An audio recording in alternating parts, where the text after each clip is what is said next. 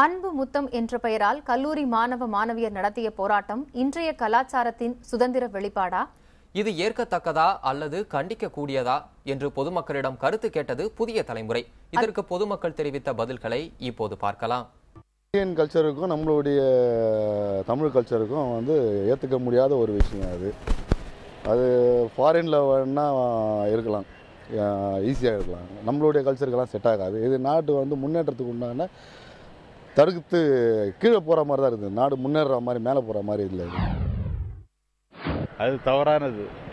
நம்ம தமிழ்நாட்டுக்கு தேவையில்லாது. நம்ம கலாச்சாரத்தை பேணி பாதுகாக்கணும். அதுக்கு அது வெளி ஸ்டேட்டில் உள்ள ஸ்டூடெண்ட்ஸ் இருப்பாங்கன்னு நினைக்கிறேன். அதனால நம்ம தமிழ்நாட்டுடைய கலாச்சாரத்தை பற்றி அவங்களுக்கு தெரியல. கண்டிப்பாக நம்மளோட நாட்டுக்கும் சில இதெல்லாம் இருக்குது. இது நம்மளுடைய சமுதாயத்துக்கு இது ஒரு சீர்கேடுன்னு தான் நான் சொல்லுவேன்.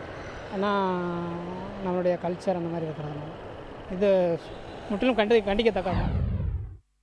எதிர்க்கிறதுனால சில கட்சிகளுக்காக கலாச்சார சீரழிவு இது மூலிமா நம்ம பெருசாக தெரியணும்னு சொல்லி தான் பண்ணுறாங்களே கண்டி, வேறு எதுக்காகவும் பண்ணல. இது கலாச்சார சீரழிவே கிடையாது.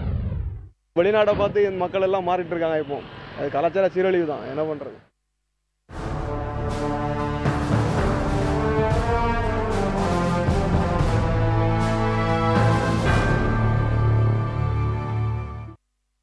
மக்கள் கருத்தை தொடர்ந்து மேலும் பல்வேறு செய்திகளை பார்க்க இருக்கின்றோம். குறிப்பாக இந்தியன் சூப்பர் லீக் கால்பந்து போட்டியில் டெல்லியை வீழ்த்தியது கேரளா.